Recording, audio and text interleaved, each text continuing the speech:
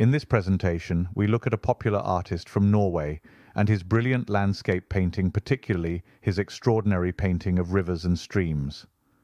Frits Thaulow's journey was marked by the support of influential patrons who saw the brilliance in his work. Albert Kahn d'Anvers, a French composer and art collector, was one of the first to recognize Thaulow's talent, and his patronage provided Thaulow with the financial stability to establish himself in the competitive Parisian art scene, which was vital for the success of any artist. Paris became a beacon for lasting support to attain certain guaranteed glory in art circles. Similarly, back in Norway, Niels Christian Ditlev, a diplomat and avid art collector, became one of Thaulow's most significant supporters. Ditlev's admiration for Thaulow's work helped him gain recognition and respect in his homeland. In the bustling city of Christiania, now known as Oslo, Johann Frederick Thaulow was born on a crisp autumn day on October 20th, 1847, and he came into a world where science and art intertwined, his father, Harold Conrad Thaulow, being a highly distinguished chemist and pharmacist. From a young age, Johann, who would later be known as Frits, showed a deep fascination with the world around him, with a keen eye for detail and his love for the natural beauty of Norway's landscapes hinting at the artist he would become. Despite the comfort of his well-off family, young Frits was drawn to the pursuit of capturing nature's fleeting moments on canvas. So in 1870, at the age of 23, Frits embarked on a journey to the Academy of Art in Copenhagen. However, the rigid art training did not satisfy his yearning for a more authentic representation of nature. His quest for artistic fulfillment led him to Karlsruhe, Germany, where he studied under Hans Gude, a master of landscape painting. Under Gude's mentorship, Frits honed his skills, developing a genuine natural style that would define his early works. His first major breakthrough came in 1875 with the exhibition of A Winter Day in Norway in Vienna. The painting, a meticulous portrayal of a serene winter landscape, was met with acclaim, marking the beginning of his professional career. Yet Frits was not content to rest on his laurels. He sought further inspiration in Paris, the heart of the art world, where he arrived in 1879, and in Paris, Frits immersed himself in the burgeoning Impressionist movement, absorbing new techniques and viewpoints. His time in France broadened his stylistic approach, and he began to experiment with the interplay of light and water, themes that would become central to his work and noticed by all. Fritz's paintings, whether of the gentle flow of the Acaselva River or the bustling streets of Paris, captured the essence of his subjects with a poetic naturalism. His works like The Acaselva River, 1887, and Winter at the River Simoa, 1883, showcased his mastery in depicting light and reflection, drawing viewers into the tranquil beauty of his scenes. But life, however, was not without its trials. In 1874, Frits married Ingeborg Charlotte Gad, but their marriage was cut short when she passed away in 1882. Despite his personal grief, Frits continued to paint, finding solace in his art. Eventually he remarried in 1886 to Alexandra Lassen, and their family grew with 3 children, bringing renewed joy and inspiration to his life. In the 1890s, at 43, Frits returned to Norway, his heart ever drawn to his homeland's rugged beauty. He travelled extensively across Europe, painting wherever he went. His reputation grew, and he became a pivotal figure in the Norwegian art scene, contributing to the eventual establishment of the Norwegian National Gallery. His exhibitions reached audiences far and wide, from Europe to the United States, cementing his legacy as an artist of international renown. Frits Thaulow's life was a testament to his unwavering dedication to capturing the beauty of nature. He was not purely a painter who just recorded nature faithfully. He was also a storyteller, his canvases narrating the quiet splendor and the subtle charm of urban life, which were characterized by their meticulous detail and lyrical qualities, and became celebrated in major museums, including the National Gallery in Oslo and the Musée d'Orsay in Paris. Frits Thaulow's life was a rich tapestry of friendships and patronage, each relationship contributing to his development as an artist.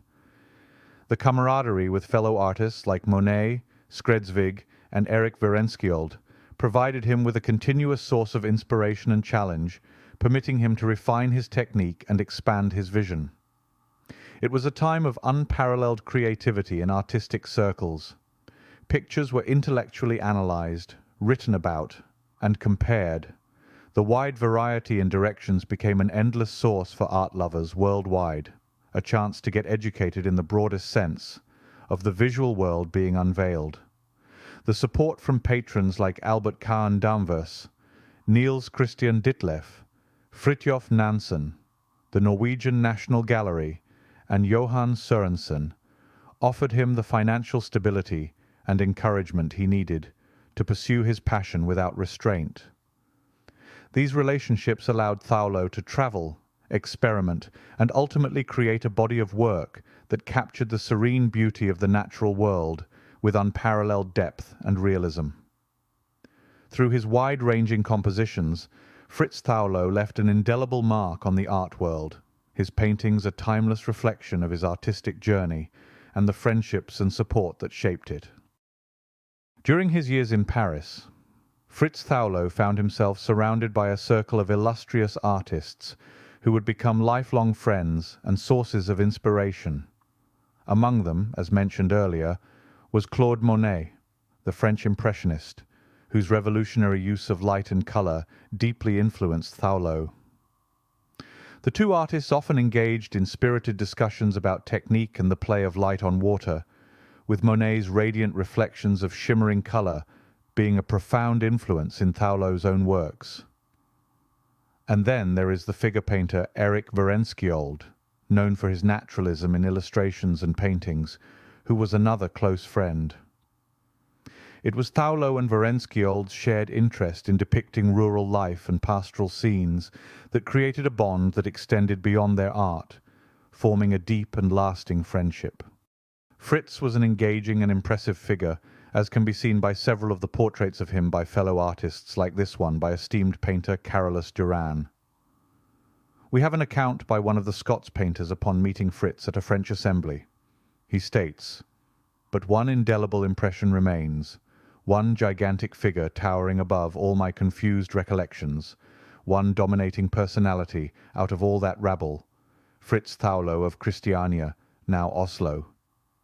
You would have said he was Thor himself, or a son of Thor, cleansed of the dust and grime of his forge by a course of Turkish baths, who had left his iron hills and come south to play in the sun for a season. He stood above the slight French students with his great head and enormous shoulders. The fair hair, the blue eyes, and the mighty muscles of the Vikings were his. Here, there, and everywhere he was to be seen, quaffing from vasty tankards, embracing friends and acquaintances, brandishing a man at arm's length in the air in the exuberance of his spirits. At the solemn inauguration ceremony, he took the platform, with professors and dignitaries in turn, capitulated sweetly to his embraces. Everybody seemed to know him and welcome him, and all seemed to sun themselves in the atmosphere of bonhomie that was diffused about him." He continued, "This indeed was my first knowledge of him, but he was already a man with a European reputation. I speedily learned from vociferous instructors that he had a picture in the Luxembourg, and that he was regarded as one of the leaders of modern art. That he was an artist indeed I gathered from subsequent conversations with himself, though he never once referred to his own work. 'Ah, you come from Glasgow,' he said, embracing me. 'Let us then drink what you call Scotch. I love Glasgow, for it has many artists. When you go back you will see Guthrie and Lavery, and you will tell them many things about me. And you shall have my card too, for I love to meet people from Glasgow. I have his card yet, somewhere among my relics.' Such was the reverence for the works of Frits by fellow artists and collectors alike. His giant personality and devotion to nature's beauty with the wonder he faithfully recorded were appreciated by all, who eagerly awaited each new canvas at the exhibitions. Indeed, his pictures must be seen in the flesh to be fully appreciated, as one discovers the wonderful thin overlay of colourful glazes upon the thick globs of broken pigments so carefully planned. The skill he put into the moving waters were noted with awe. Frits was not complicated, which comes to solving a certain paradox. Searching for an interest in simplicity is the climax of decadence. The young mystics, theorists, symbolists, and eroticists, having exhausted the resources of artificiality, began to turn their limelight upon the simple and direct things of nature, and were ready to go into ecstasies over a line or a tint, a blank surface, or any remote sensation. It was, in reality, the most sophisticated attitude of all. Return to nature, to the fullness of its truth, in and of itself. Frits Thaulow, with his brush, conveyed his sensations to canvas simply and directly, as the artist felt them and joyed in them. Never did a theory cloud his vision, never a symbol be mingled with his paint. His pictures were the plain records of jubilant physical facts, a rare simplicity in which the decadents might divine as much mystery as they chose. Take, for example, his painting, A Manufactory in Norway. Many an artist would have pointed a contrast and moralized upon the power of man, or the irreverence with which he defaces nature. Frits Thaulow depicts only the swift-flowing river, the gleaming white of the snowy landscape, and the rich, warm glow of the brick wall of the factory. One's nerves tingle with a breath of the clean, healthy, frosty spirit of the North Country. Every colour, every shade, every gleam and violet shadow seems as fresh and new as when it first impinged upon the eye of the artist. Like all true artists, he has recovered, or rather he has never lost, the innocence of the eye, the unsophisticated wonder and delight of childhood in the splendour and pageantry of the world. He paints as a child sees. Here and there one observes a touch of Corot, here and there some sleight of hand picked up in Parisian studios, but never more than a suggestion. His wonderful technique that is praised so much is not technique at all in the sense of anything to be learned by study. It is but a part of his rare sense of vision. It is useless to read meaning into any of Thaulow's pictures. All symbolism, allegory, and genre are foolishness and vanity to him. He is not the man to torment himself with the mystery of the universe. And so we find he joyfully faced the world, taking and making the best of everything. Each of his pictures is as lyrical and as unethical as is the Song of the Lark. He paints sensations, translates his light-hearted, good-natured physical life onto canvas, and makes the world a partner in his unpremeditated joy. Finally, with that we trust, you enjoyed the work and character of a devoted painter to his craft. It was a pleasure to see just a sampling of his output as an artist. In closing, please remember to subscribe and leave a like to help the channel. And for those who wish to help in a contribution, we have the PayPal link below. Thank you until next time. It's bye for now.